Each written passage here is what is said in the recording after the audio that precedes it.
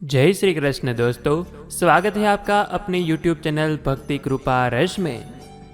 दोस्तों, आज के इस वीडियो में हम वैशाख मास के शुक्ल पक्ष में आने वाली एकादशी अर्थात मोहिनी एकादशी के बारे में बात करने वाले हैं।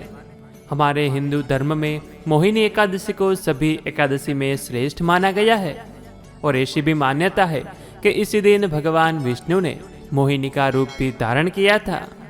भगवान विष्णु के भक्त इस दिन एकादशी का व्रत रखकर उनके मोहिनी रूप की पूजा उपासना भी करते हैं और इसी एकादशी का भक्ति और श्रद्धा भाव से व्रत करने से हर प्रकार के पाप तथा दुखों का भी नाश होता है।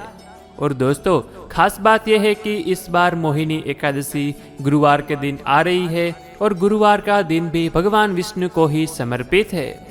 इसलिए इस बार की मोहिनी एकादशी का महत्व और भी कई गुना बढ़ गया है। तो आइए दोस्तों, सबसे पहले हम इस एकादशी के शुभ मुहूर्त के बारे में बात करते हैं। उसके बाद हम इस व्रत का महत्व भी जानेंगे। तो दोस्तों, इस साल इस मोहिनी एकादशी तिथि का आरंभ 11 मई 2022 शाम को 7:31 से होकर 12 मई 2022 शाम को 6:51 पर समाप्त हो रही है और उदय तिथि के अनुसार हमें इस एकादशी का व्रत 12 मई 2022 के दिन करना है और इस व्रत का पारण का समय भी 13 मई 2022 सुबह 8 बजे तक है। तो हमें इसी समय तक इस व्रत का पारण भी करना होगा। और दोस्तों, इस मोहिनी एकादशी व्रत के महत्व का वर्णन पुराणों में भी मिलता है। एकादशी व्रत भगवान विष्णु को समर्पित होता है और मान्यता है कि इस व्रत से व्यक्ति को जन्म जन्मांतरों के पापों से भी मुक्ति मिलती है। यदि किसी व्यक्ति से जाने अनजाने में कोई पाप हो गया हो तो कहा जाता है कि इस व्रत से इन पापों से छुटकारा मिल जाता है। इस व्रत के दिन दान का भी महत्व है और भगवान विष्णु की पूजा करने के बाद जरूरतमंदों और गरीबों को भोजन कराने से भगवान प्रसन्न भी होते हैं। मोक्षदायिनी मोहिनी एकादशी का व्रत व्यक्ति को मोक्ष भी प्रदान करती है। मोहिनी एकादशी व्रत को करने से व्यक्ति में सकारात्मक ऊर्जा आती है जो उसे निरोग बनाने में सहायक भी होती है। तो इस व्रत से मानसिक तनाव को भी दूर किया जा सकता है। तो दोस्तों, इस तरह इस एकादशी का महत्व बताया गया है। तो आइए दोस्तों, अब हम इस एकादशी की व्रत कथा सुने जो कोई व्यक्ति इस दिन एकादशी का व्रत कर न सका हो तो जो वो व्यक्ति इस एकादशी की व्रत कथा भी सुनता है तो भी उसे इस एकादशी का व्रत करने के समान पुण्य फल मिलता है। तो आइए दोस्तों, अब ध्यान से इस एकादशी की व्रत सुनिएगा। धर्मराज युधिष्ठिर कहने लगे कि हे श्री कृष्ण, वैशाख मास के शुक्ल पक्ष की एकादशी का क्या नाम है तथा उसकी कथा क्या है, इस व्रत की क्या विधि है, यह सब विस्तार पूर्वक बताए। तब भगवान श्री कृष्ण उसे इस एकादशी की व्रत कथा कहते हैं जो अब हम सुनने वाले हैं। सरस्वती नदी के तट पर भद्रावती नाम की एक नगरी में द्युतिमान नामक चंद्रवंशी राजा राज करता था। वहां धन धान्य से संपन्न व पुण्यवान धनपाल नामक वैश्य भी रहता था। वह अत्यंत धर्मालु और विष्णु भक्त था। उसने नगर में अनेक भोजनालय, प्याव, कुएं, सरोवर और धर्मशाला आदि भी बनवाए थे। सड़कों पर आम, जामुन, नीम आदि के अनेक वृक्ष भी लगवाए थे और उसके 5 पुत्र थे, सुमना, सद्बुद्धि, मेधावी, सुकृति और धृष्ट बुद्धि। इनमें 5वां पुत्र का धृष्ट बुद्धि महापापी था। वह पितृ आदि को नहीं मानता था। वह वैश्या दुराचारी मनुष्यों की संगति में रहकर जुआ खेलता और पर स्त्री के साथ भोग विलास करता तथा मद्यमांस का सेवन भी करता था।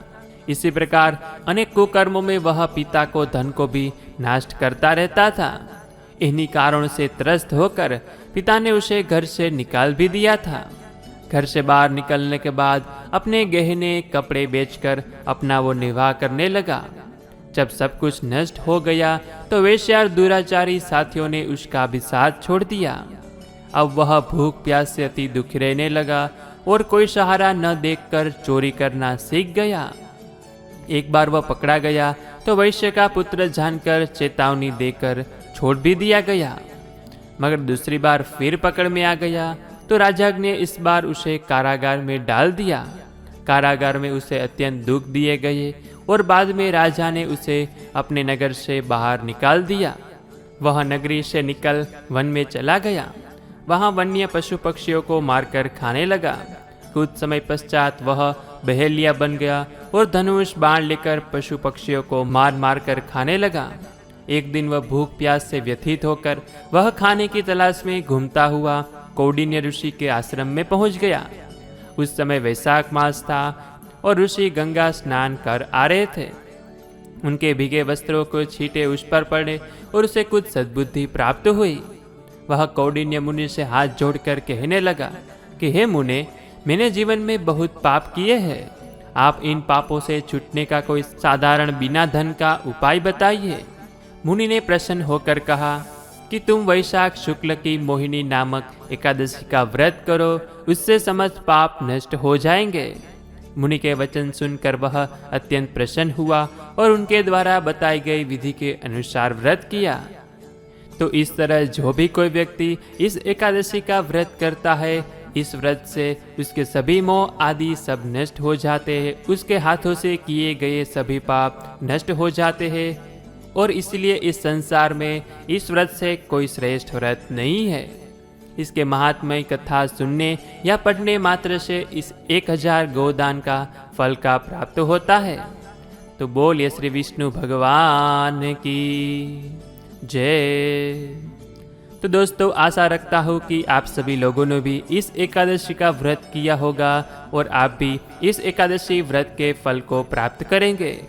तो दोस्तों, ऐसे ही वीडियो देखने के लिए, हमारे साथ जुड़े रहने के लिए, अगर आप हमारे चैनल में नए हो तो अभी जाके हमारे चैनल को सब्सक्राइब करें ताकि आप सभी लोगों को ऐसे ही हमारे नए वीडियो मिलते रहे।